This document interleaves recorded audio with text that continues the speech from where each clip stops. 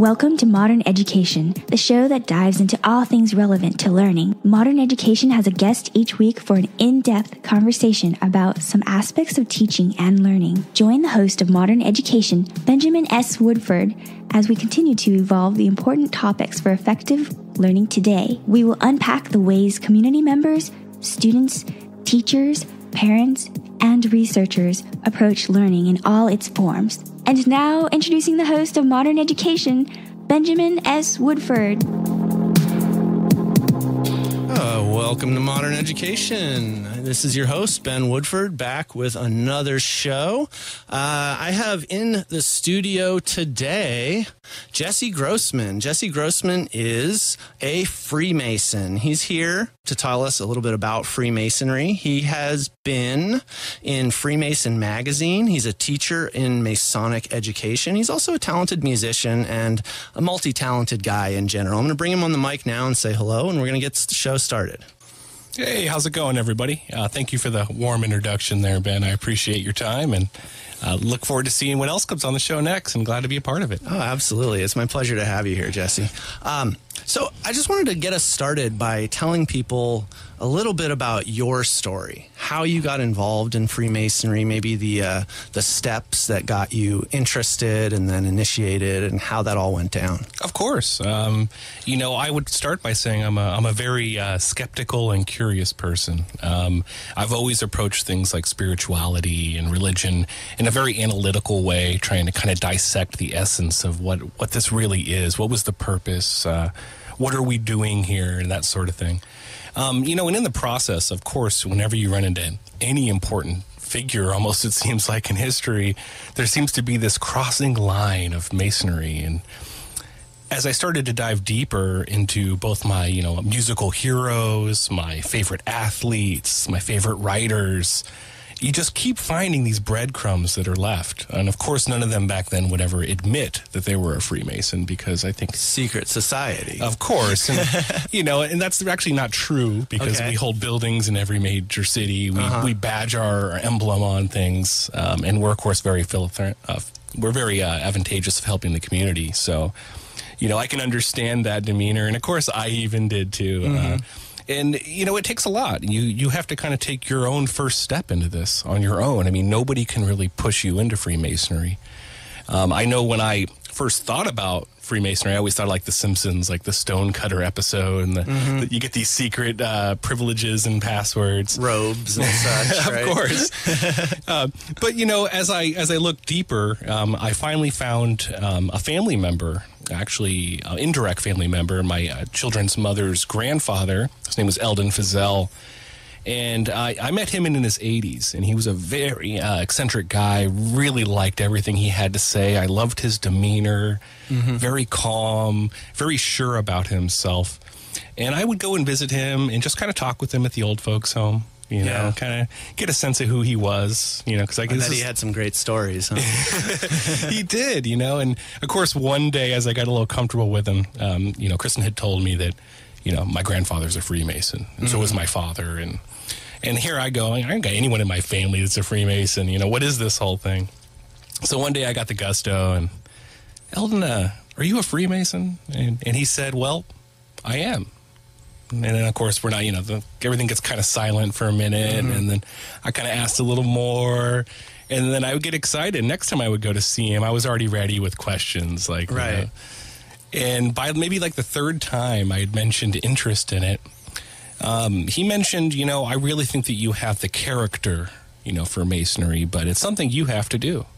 Right. And I didn't understand what that meant. I always thought it was a buddy that's like, meet me Friday and I'll take you. And we'll do this. Because so many societies are like that. Societal activities. We get a buddy and you're coming to bowling with me. You're on the team, right? Right. I didn't know how it worked. So it was kind of, I was posing questions and picking and prodding at the whole idea, when one day I get the mail and there's an issue for California Freemasons magazine. And at that point I realized nobody gets you in. It's kind of like you have to do it yourself. Yeah.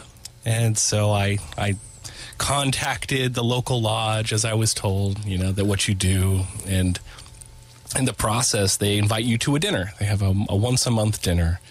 And it's, you know, it's very cool. It's kind of archaic in a sense, and you get a sense to how our older generations actually were social. Yeah. They didn't have Netflix, and they couldn't binge watch their favorite radio episodes of Ben over here. But what they were able to do is they joined social societies. Right. And back then it wasn't if you're in one, it's which one are you in. And so, you know, I found out about this dinner, and I walked in, you know, on my own accord, and walked in this building, and you know, I'll be honest, you know, the average age of Masonry is about 65 years old. So how did that feel? You're walking into this building. I mean, generally, I think the buildings are a bit gaudy, right? Definitely. People are maybe in a whole different generation than you. How does that feel walking in, kind of being the stranger at the first meal? As the forks drop, right? Right. No, there was a moment of that really uncomfortableness, and all that uncomfortability and the energy in the room, because you're walking into something. These are guys that come here every month and do this. And, you know, with today and all the things that we have, phones, not a lot of guys go out and just do things on their own, take their own steps into something. Right. You weren't taking selfies in front of the building. You actually walked in, right? Hashtag, should I do this, right? Exactly. But I walked in, and I met a lot of older gentlemen that were, you know, some of them were war veterans, and some of them were lawyers. Some of them, many of them worked for, I noticed, civil duties. They worked for everything from real estate to social care workers, healthcare, doctors. Right. And that was kind of the first hint again, like, oh, okay, you know. It's kind of a cross-section of society, right? A little bit of sort of everything, including some very prominent people. It is. Yeah. And the whole kitchen sink, too. I mean, there's even car mechanics. You know, your next-door neighbor could be a Freemason, and you would never know. And so when I jumped into the conversations with these guys, it was I was very anxious at first. But then as I realized... Anxious about what? Like, bring me into that. What was the feeling? I didn't know what Freemasonry was. You know? I know what you can read about it. I know that what you can find online, which is enough to scare anything. It's like searching a health problem nowadays. It's like instant cancer. Right. And so I proceeded cautiously. And then I showed up to the meeting. They thanked me for coming, kind of gauged my interest. And I was interested, but a little reserved. Yeah. So then that was it. And then I go home, and then I get invited to another dinner. Well, you know, 3 or 4 dinners go by, and I'm thinking, what happens next? Right. I mean, I'm hungry, so this works. But your imagination's going, when's the beam of light come down on me? When do I get my robe, right? Exactly. And, of course, you know, I mentioned it to a couple friends that kind of either warned me, or the common thing is, I had a grandpa. Like, I had a grandpa that was a Freemason, I think, or great-grandpa, or that sort of thing. And so after I visited a few times, I actually didn't go back for about 4 months. I had just became a father, you know, just started being a family guy. That's an initiation right there. That's a rite of passage in itself. Right? And then, you know, after a while, actually Eldon Fizel passed away. He was he was the guy that kind of opened the door for me. Right. And after he passed away, I decided, you know, I'm going to do this. I got to do this for him, just to see what's on the other side of the, you know, basically you're allowed to the dinners, but you're not allowed to anything Masonic. Right. So you're just speculating what happens, you know, after the dinner. So is it fair to say the dinner is kind of the public face of where you can get your foot in the door? Definitely. But you don't get to any of the other stuff until you're more official? Yeah. I mean, you have to prove that it's something that you want to do. You know, I think the conception is that you need to prove who you are or something like that in order to join. And at that time, I didn't realize, you know, anybody can join. I thought you had to know someone. I thought you had to have a family member that, you know, brought you in or something. But I believe about my 5th time in, a gentleman approached me and said, "Hey, you know, you've been coming a lot. Have you applied?" Oh, there's an application. Like everything. Right, yeah. You put your social security number here. We're going to run a background check, fingerprints. Is that what the application is? It's similar. I mean, really what they want to know, I mean, the only requirement to become a Freemason is that you believe in a higher purpose or God or something bigger than yourself. Okay. So no atheists allowed. Atheists are not allowed only because the belief of something bigger than you is probably the biggest part. Anyone who's already complete and content with themselves would probably never venture into a Masonic building. Okay.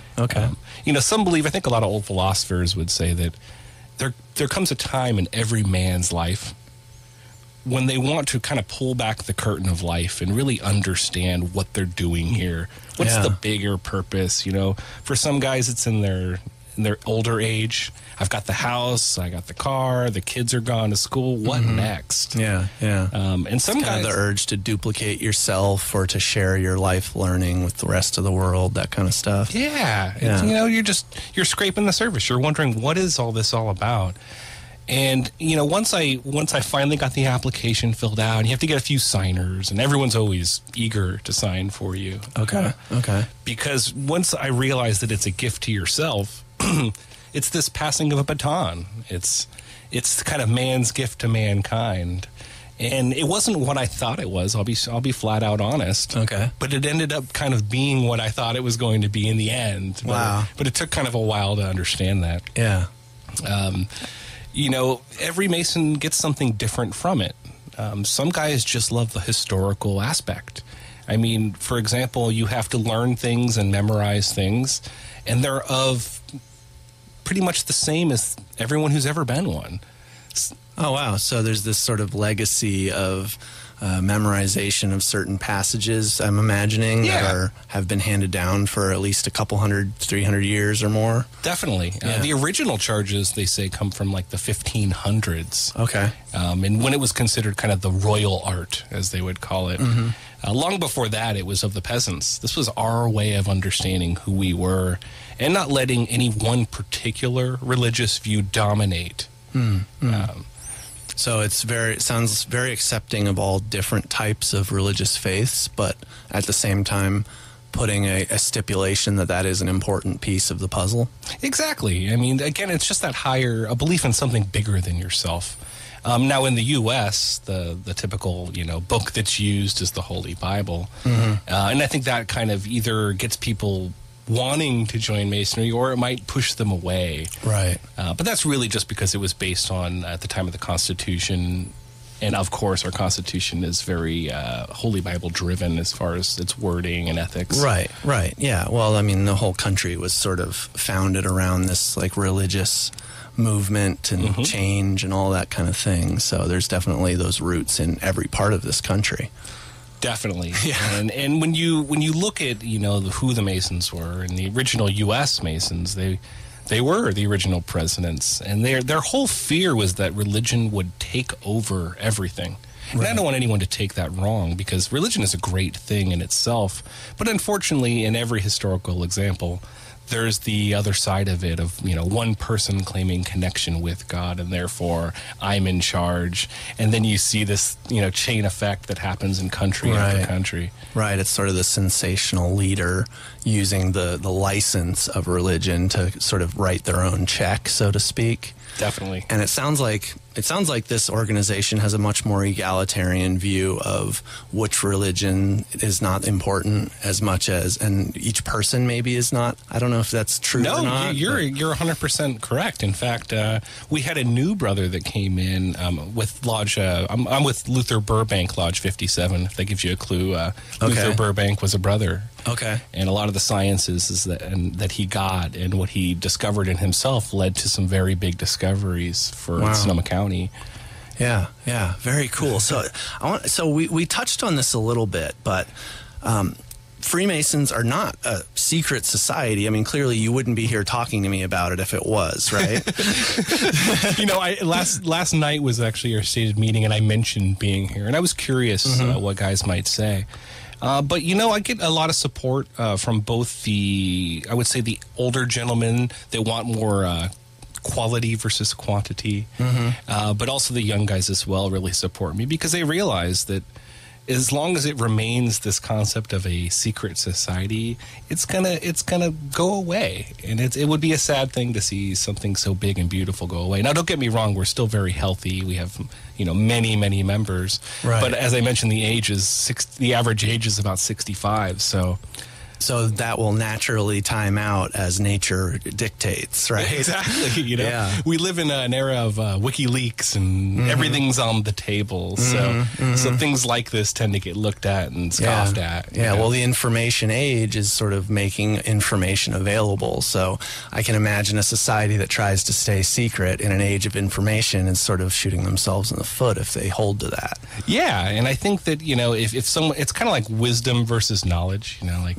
if all of us actually practiced and carried the wisdom that our parents and elders had given us, we probably would be much more successful than where we were, because we had to learn from our lessons. We had to do it ourselves. Yeah. And Masonry is a process of kind of unfolding the blossoming flower to allow you to kind of do it at your own pace. Interesting. Yeah, that's really cool. I mean, it sounds like a really great way for people to be involved in something that's about developing themselves and giving back to the community, and it sounds pretty awesome to me. Yeah, it is great, and I think it's not one and its same. I mean, what Masonry carries on is what, you know, when you study philosophy and especially Egyptology, you'll find that there were these old mystery schools in Egypt that taught what we call today Hermetic sciences, and those sages were the ones who initiated folks like Pythagoras and Plutarch and all these, Caucasian philosophers with these really awesome open ideas. We find actually learned most of what they knew from the Egyptians in these mystery schools. Right. And so the Greeks continued on the mystery schools and sort of created modern-day Freemasonry. Now, that's kind of a nutshell way of telling the story, because Freemasonry goes everywhere and offshoots in different ways and has procreated in other ways. Right. But even today, if there's college listeners here, if you have been a part or joined a fraternity in the past, you went through very similar rites, because those original fraternities were actually started by Freemasons because they wanted secular education. Wow. They wanted people to make their own choice in schools versus only being taught by the church. And there's it seems kind of special about the idea of giving your secrets or your plan or your rituals to other organizations and then letting them be autonomous and wholly separate from the sort of parent organization. It's like a trust in people and a willingness to allow people to blossom in whatever way they see fit. And that seems like not this top-down control type of approach. No, I mean, Masonry, you're exactly right. I mean, Masonry is all about brother to brother. You learn it for yourself, but you kind of have a brother walking you along the way. And the idea is that you're always working with someone that's a little ahead of you that can kind of guide you.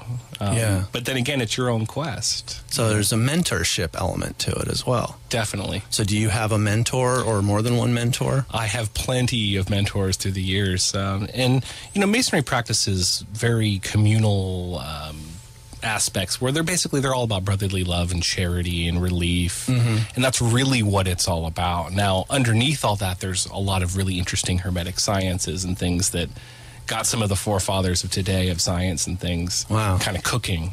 Yeah.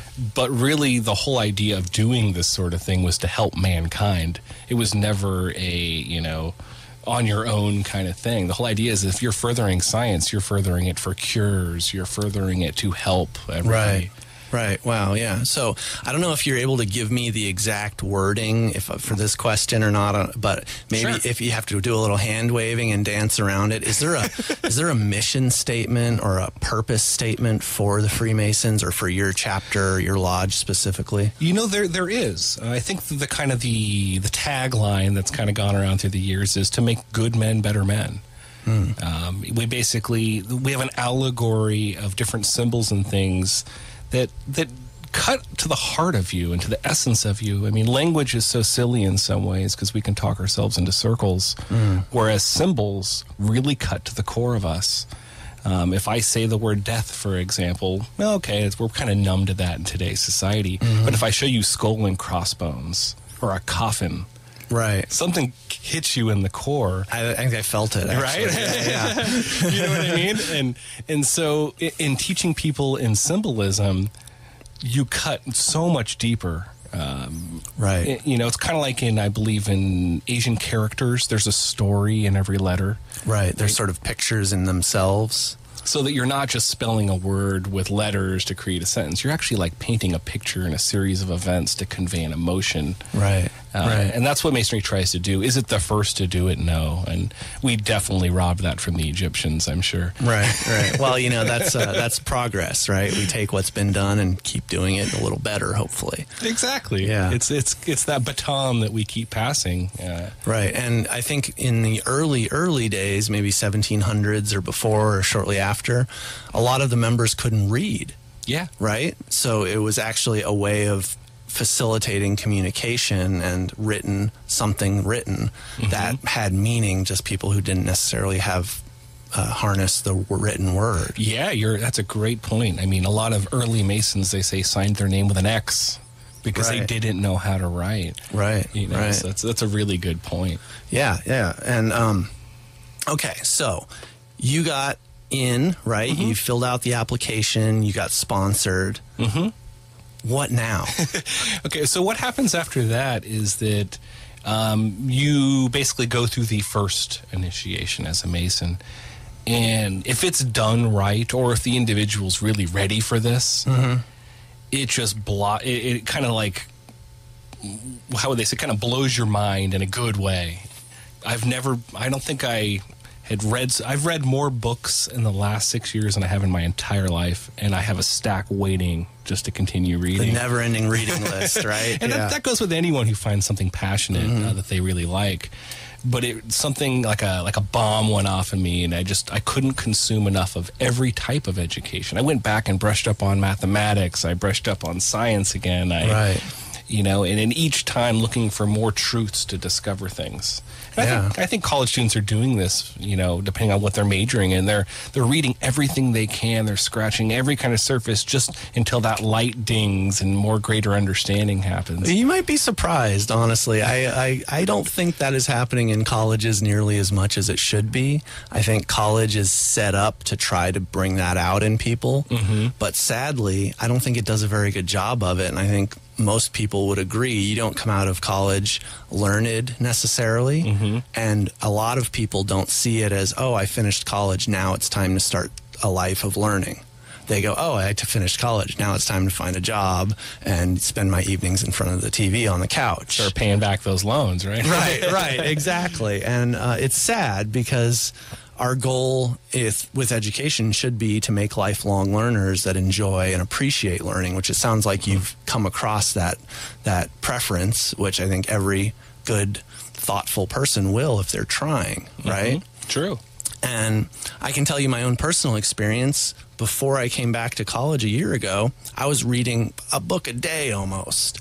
And I came back to college, and then it's like force-feeding me readings. And while I appreciate it, I really appreciate it because I have people much smarter and more experienced than me curating my reading list for me.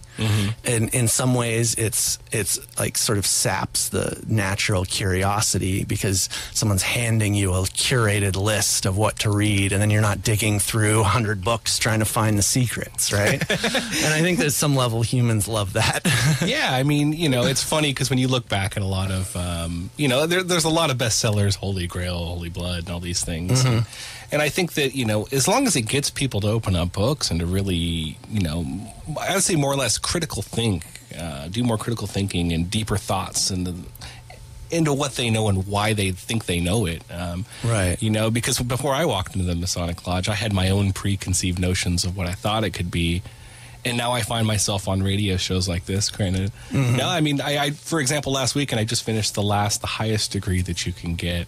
Okay, what degree is that? That's the 32nd degree. 32nd. There's no 33rd degree? There is. It's a good point. But Okay. that's a conferred degree based on your benefiting society and helping people. It's something that one can hope for, but it's not promised. So it's more like honorary. Your actions might eventually lead to that, but there's no earning it through a formal process. Exactly. Okay. You kind of have to deserve it. The way California works is that there's two jurisdictions, a northern and a southern, and only 33 people can have that title at a time in each jurisdiction. Oh, wow. So it's kind of a luck game.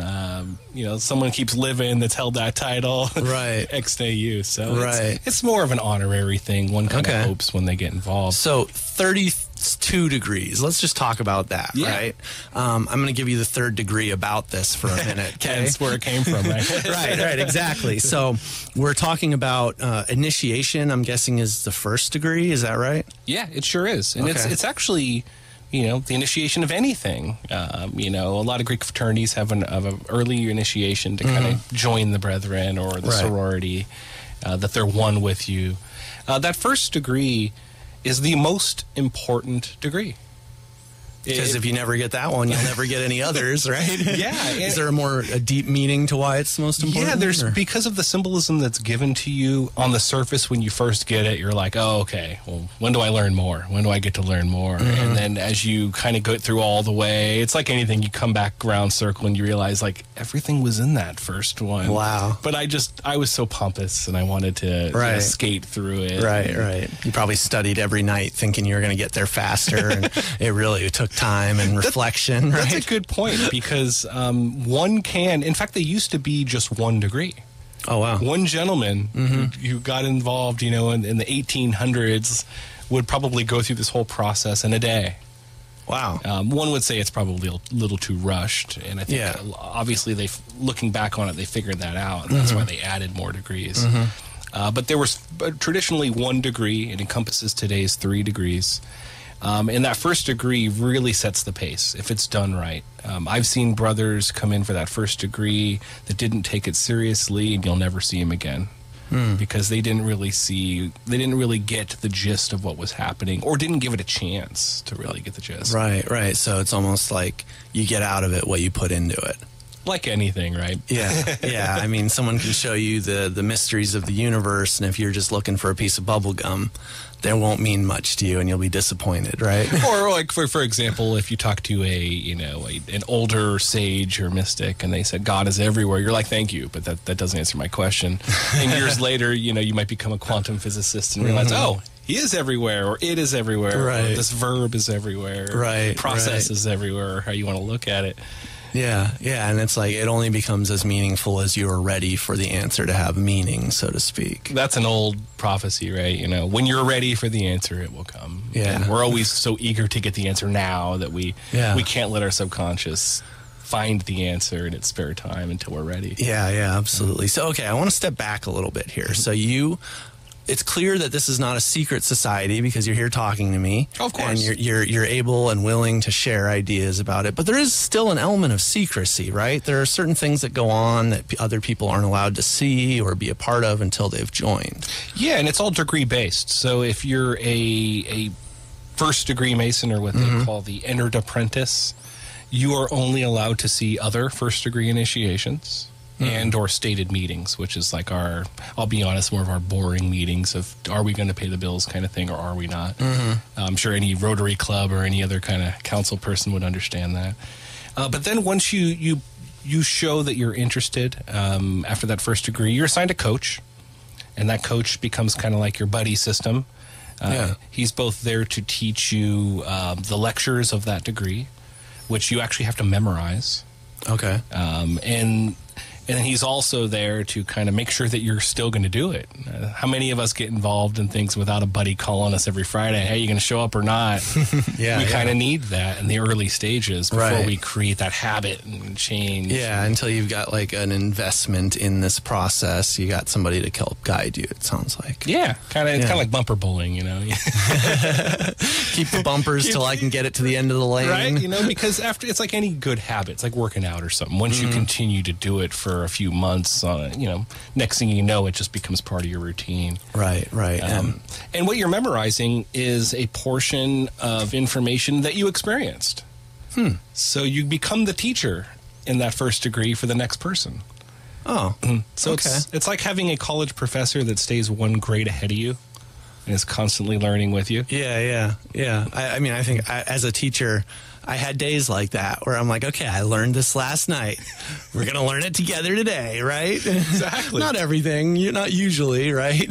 Well, and that's how you become a better teacher, right? In that learning process and trying to teach, you actually, you start to pick up those pieces. Right. Yeah, and I think there's a sentiment of you really know what you know and what you don't know when you try to teach it to someone else.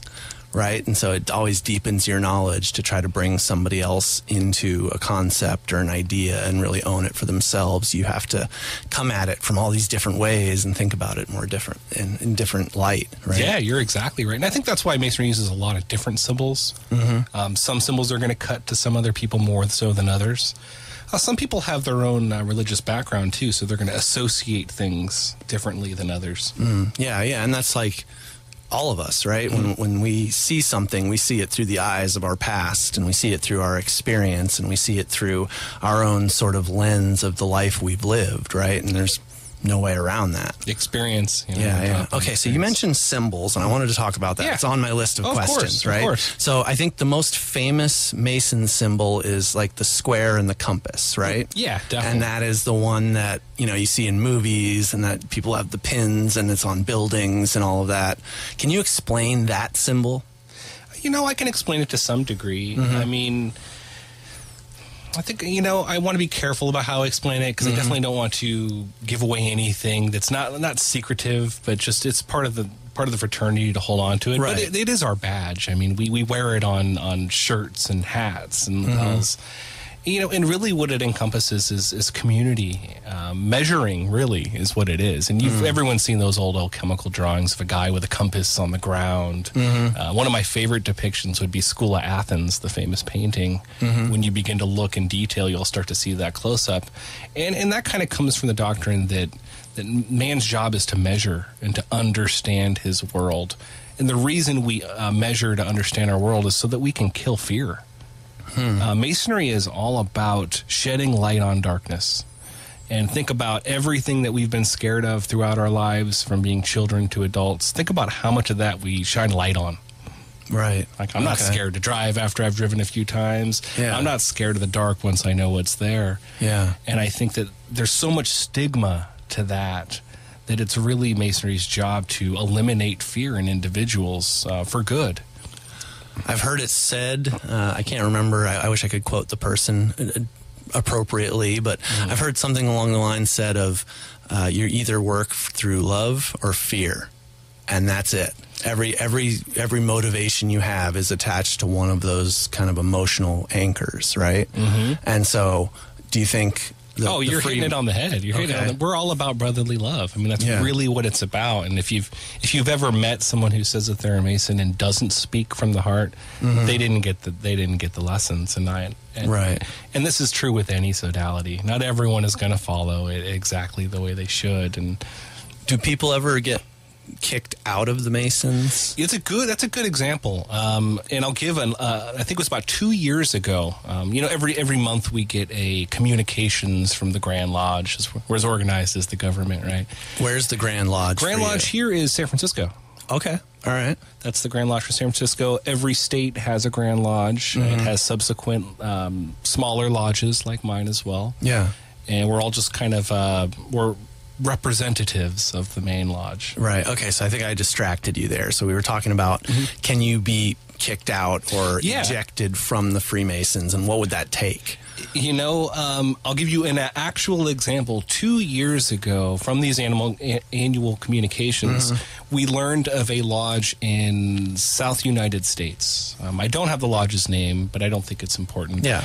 But there was talk of a gentleman who genuinely wanted to become a Freemason. He really, really liked everything that everyone had to say. He had a mentor. He had people sign in. And someone had found out that he was homosexual. And that lodge petitioned his membership. And when that word came back to the Grand Lodge of the United States, that complete lodge is no longer considered a Masonic lodge. Wow. So... Okay, so it sounds like it's not all brotherly, right? There's certain things that are... There's always going to be that, There's going to be the guy in the Christian church that doesn't understand, the love for humanity, exclusionary love.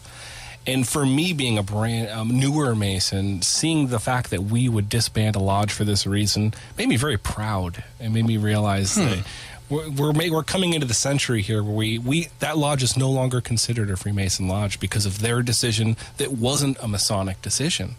It was somebody who maybe ran that lodge or was organized with that lodge. So, okay, so Well, that actually brings me to another question that I had. So, is it safe to say then that homosexuals are not allowed in the Freemasons? No, they actually are. In fact, that brother went to another lodge that is sanctioned with us and now is a Mason. Wait, so the lodge got kicked out for making a decision without clearing it with the sort of Grand Lodge? Exactly. But it wasn't a way to exclude someone for their sexual preference? Exactly. Huh. I don't quite get it yet, I think. No, so basically what happened is that when this particular lodge, they made a decision not to let this brother through because of his personal...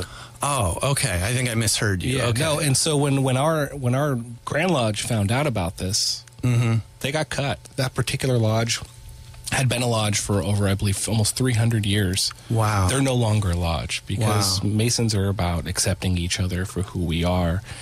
And for me, that was a really good thing to see that we actually hold to what we talk about. Yeah.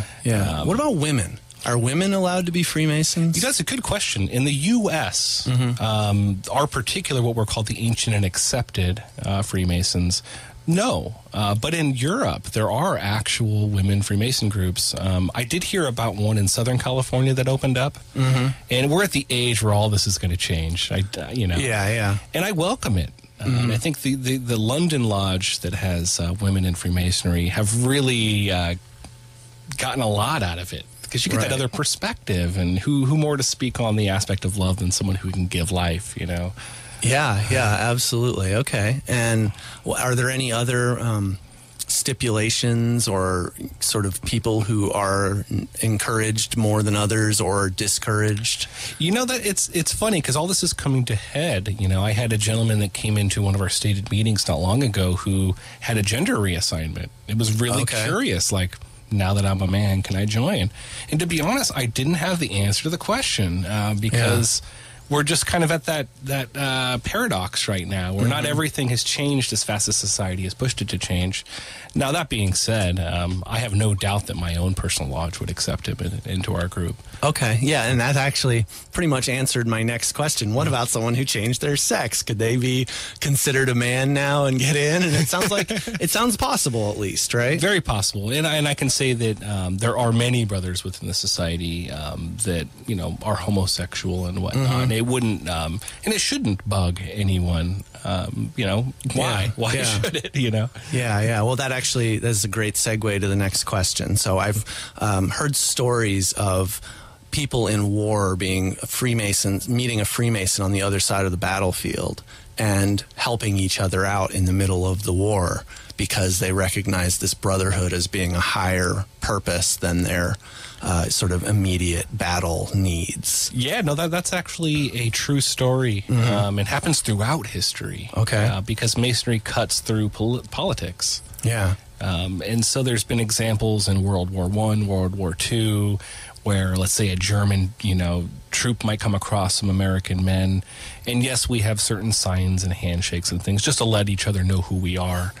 And there's stories, as they say, that a German troop might come across a couple gentlemen, they would surrender and they would give him a sign and let him go.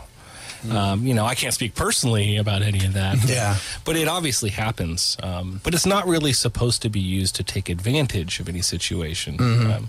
I heard stories from older gentlemen in like the 30s that you might go to a jeweler and say something like, I'm looking for a real square deal. In that way, they might give you a deal. And I think that definitely happens. But we're not allowed to talk about politics in lodge. Right. Because politics gets in the way. It just separates people. It's a divisive kind of thing, right? It always pushes you away. It's not a uniting factor, right? Exactly. Yeah. And a recent brother that came in, he's Muslim. And when it came down to, you know, put an oath down for our fraternal organization, we set a Quran down and we used his book because it means nothing to you to put your hand on a book that you don't believe in and make an oath that you're going to be this moral person and that you're going to practice these things that we talk about versus just talk about them. Yeah, and that seems like such a different take than a lot of other organizations. You know, most churches and a lot of other places say you believe what we believe and you're one of us. And a lot of times religion or political lines are the sort of separating factors, right? It is. So what is the separating factor here between being a Freemason or not? I mean, obviously a woman is a separating factor right now. What are some of the other ones? What are some of like the moral qualities that you should have to be a part of this? Definitely. One thing I can say to speak to that is that before I was a Mason, I mean, I was baptized Catholic. Mm-hmm. We were that, American practicing Catholic family that I never even went to a church unless it was Easter or something like that. Right. And I always loved the symbolism of the church. But there was this darkness that I had never shined light on. There was just something off or odd, and it was my own thing. It's not the church itself. I think that's a CEO, right? Christmas, Easter only, right? That's good. I like that. And in the process of becoming a Mason and understanding kind of the truths behind religion and people, I love church now. I can go to a Christian church and really see what they're after. Because really, it doesn't matter what you believe in. It's what you do with yourself with those beliefs. Right. I mean, last I heard, Hitler was a Christian. And you know what I mean? It's, yeah. It's what you do with your beliefs that really define who you are. Yeah. And Masonry cuts through all of that. I just last week when I went through my 32nd degree, I went through the line with a Sikh gentleman. Mm-hmm. I went through a line with a Christian guy. And afterwards, we would meet after each ritual and kind of talk. Well, what did you see? And, a Christian would see a Christian story in this, and a Muslim might see a myth of Allah. Right. Or other guys see other things or get other things from it. But what it does, though, is it makes us all the same in the end. The denomination goes away, right, and you have a bunch of brothers that seek spirituality, but without the walls of dogma. Wow. I mean, I'm like, my mind is jumping around to all these different things, but I'm thinking, okay, do you think this could be the answer to some of the big divisions we're seeing in the world right now, or something like this? When you look back at, it's funny, people talk about Masons and presidents and conspiracies and this and that, but we actually haven't had a president that was a Mason in a long, long time. Truman, I believe, was the last Masonic president we had. And if you look back at that reign of presidents, you do see a line of guys that really benefited U.S. in general, that really were all about just building the country, brotherly love. Wasn't FDR a Mason? FDR was a Mason as well. Yeah. But it was very common. In some cases, for example, in Masonry, there's a younger order called De Molay. I didn't learn about it until I became a Mason, but it's the youth order of the whole thing, and you're basically raising young kids from very young to have moral duty and responsibility. And when you go to the fair and you see those sheeps that they're selling, these are typically the De Molay boys doing fundraisers. So we have a Rainbow Girls offshoot, which my oldest went through Rainbow and worked her way through the chairs just like a Masonic organization does. Do you think there's ever a conflict there with bringing people in so young that they don't have the choice? Like, I mean, it sounds like for older people, you have to make the choice, and it's a very deliberate thing. But young people don't necessarily have that same ability. I think, it's actually a good question. I've actually thought about that myself. For example, my oldest went through it all and then kind of left it. Got a lot from it. Got the ability to stand up and speak in front of people, discuss complicated issues. Yeah.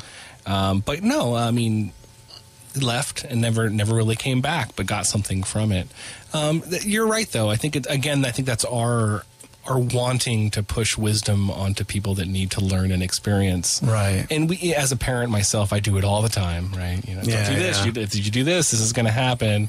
But the stove is red hot, and you have to touch it at least once to know that it's going to burn you. Yeah, and that's so true. And it's like, we always say this do as I say, not as I do thing, as I think as teachers or parents or adults talking to children. And to me, that's the worst thing you could ever do, is leading by example should be the only method, or at least the most prevalent method of teaching in general. And when people say, here, do this, or here, this is how it should be, we're not letting people figure it out for themselves. We're not letting them make the mistakes and honoring their process in that way. Definitely. Yeah. Okay, so I want to jump to something else, because oh my gosh, it's almost been the hour already. It goes by so fast. Okay, so I know you teach at the Western Mystery School. You mentioned this earlier, right? So can you explain what that is, or what your teaching involves? Yeah, well, basically, brothers, get this symbolism and they get the information that they get, and they really are encouraged to draw their own conclusions. Let these symbols hit the innermost essence and really, what does it make you feel? How does it make you think? But, there are some of us that are deeper thinkers and some of us that are very surface. And what I found is that me being more inquisitive, I've always been kind of a deeper thinker, always looking for the bottom of all this. What does this really mean? What's the purpose? I found that some brothers didn't, and they were kind of not getting the whole lessons, not getting the gist. Again, there's that historic reference for joining. Some guys just joined for the fraternal aspect. They just want a bunch of brothers to hang out with. And there's definitely bonus that comes with that. And there's nothing wrong with that either, right? I mean, everybody deserves to have something, a place they feel like they belong, right? Exactly. And then there's the guys that are very philosophical and really want to dig. Okay. What I tend to do is grab those brothers because on the surface, the lodge doesn't offer enough to those individuals. They basically give you kind of enough to work from, and then you read from there and fill in the blanks and, and have this wonderful, fulfilling life. But for guys like me and some of the, especially I find a lot of younger members because of the amount of research you can get online. They're like, okay, I went through the degrees, but I didn't get kind of what I thought. And so me and a brother actually at Lodge, it's actually his idea, Joshua Fernandez created this Masonic formation class. And now we meet, typically we're still working on some of these details, but we'll meet monthly, pick a subject, and kind of take questionnaires from the brethren to see what they want to learn and try to provide more enriching material. Because otherwise you lose members when they come in and they watch us pay bills and vote on, the next charitable thing we're going to do. Right. After months go on, and let's say one of their friends doesn't come anymore. Yeah. You lose them. Yeah, well, it sounds like the bookkeeping part could be a little boring too, right? It definitely is. No, I'll be honest. I was very surprised on my first meeting. I thought, this makes sense. Right. Okay, so I really like what you said there, and this is modern education, so I want to dwell on this educational aspect for a moment. Yeah, please. You said you take surveys and you actually find out what the people want to learn about that are attending your classes. Yeah, we're trying to, get right on the ticker and understand what makes these guys tick, what makes them even come in, right? To make sure that that's available to them. We only teach per degree, so that's kind of the more difficult part about it is that we'll have like an inter-apprentice lecture where we'll actually just talk to the inter-apprentices and teach them a little more about the symbolism. And then we'll have, that second degree version where more brothers can come in. And then there's the Master Mason degree, which does leave a lot of questions to people when they go through it. Yeah. And then, of course, that's what we call Blue Lodge in the U.S. That's the first 3 degrees. Then from there, there's offshoots, like anything. And there's clubs and things that fill other, they encompass different ideas. There is a Christian branch. To Masonry for guys that really want to go down that path a little bit more. And that's called York Rite. So is this, could someone who was non-Christian but curious follow that path because it's in the Mason sort of umbrella, or? I don't know. I don't know that one would want to because of how, Fair enough. But no, I think it's available to them, and I don't think it wouldn't not be available to them otherwise. And then that's a whole separate shoot. What I just finished was what's called the Scottish Rite. It's funny, I didn't realize this, but we had a brother come from Scotland to visit our lodge. One of the beauties of being a Mason is that you can visit any lodge in the world. You've got brothers in every country. You need somewhere to stay, you've got someone there, and they take care of you. Okay. And they're not going to do you wrong because they were trained on the same symbols and same ideals as you. So you've got this trust factor with a lot of gentlemen. Have you taken that opportunity? I haven't yet. In fact, when I finished the Scottish Rite thing, they talked about how our Grand Lodge is Washington, D.C. Okay. So we pay for those monuments through our dues and that sort of thing.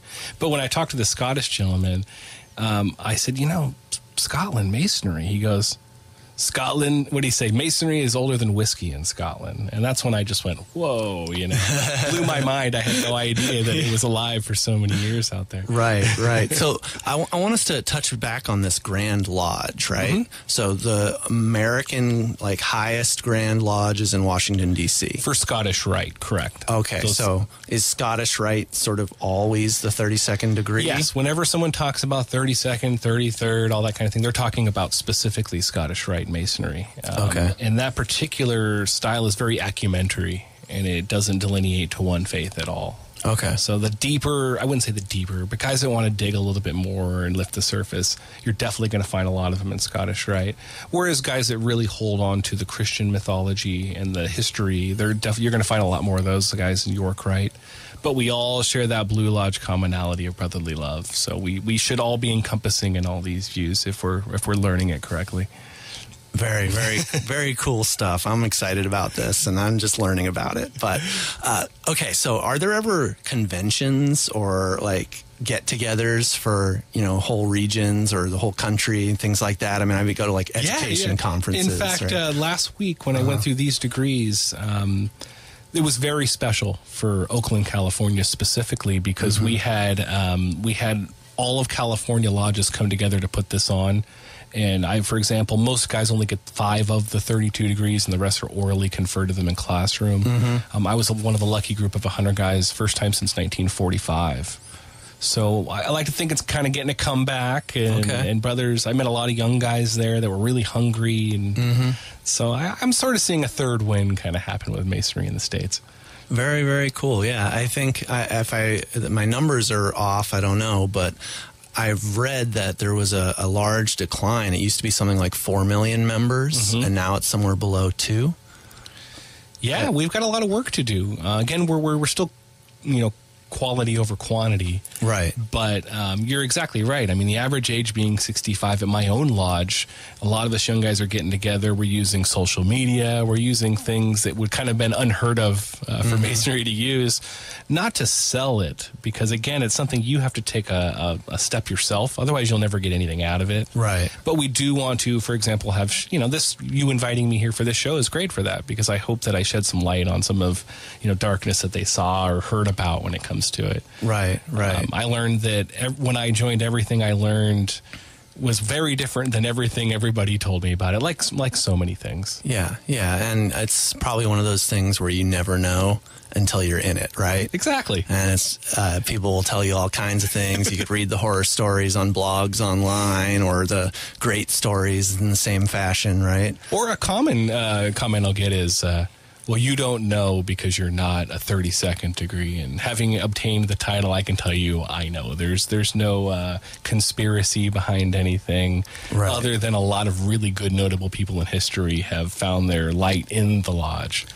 Okay, yeah, and that's probably a really good place to sort of leave it. Now, the one last thing I wanted to just touch on is it was the beginnings of the Freemason organization, really sort of like the first union. Is that a correct understanding? There probably was older. Okay. And there really, nobody really knows where it started. All we know historically is that the Grand Lodge of London was formed in 1717. And these were actual stonemasons, right? Yes. Well, these are actually what they call speculative stonemasons, which use the symbols and allegory.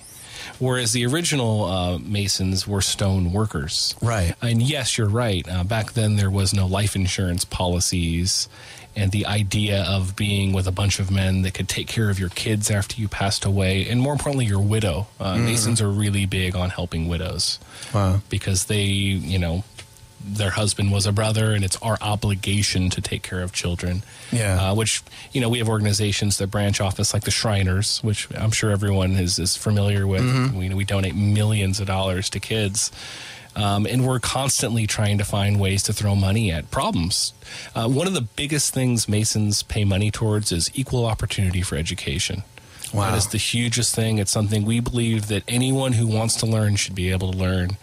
Yeah. And today, our secular school system, our college universities, in many ways were fed by these morals. I won't say that they were directly inspired by Masonry, but I kind of will. Fair enough. It's not that they alone did it, of course, with the help of brothers, but it was this want to equalize everything. And not to be confused with communism or anything like that, but to really have everyone get a fair chance in life. Well, education has been said to be the great equalizer, right? It's true. So, Jesse, thank you so much for coming. This was a great conversation. The hour went by so fast. I know. I can't even believe it. This is great. I have a song we're going to sort of head out with by your request. Do you want to set us up for this? Yeah, when you had mentioned, get a couple tunes together or a piece of music, your favorite. And of course, I am a musician, so I have lots of favorite pieces of music. But this particular piece is very important because many don't know that Mozart was a brother Mason and was very, very inspired by his Masonic initiations. And he was so inspired by this that he actually wrote a track about Masonry. This song is called The Magic Flute, and it describes in music the first 3 degrees in Masonry as he experienced them. That sounds like some perfect symbolism to leave this segment with. Thanks for having me. Thank you so much for coming, Jesse.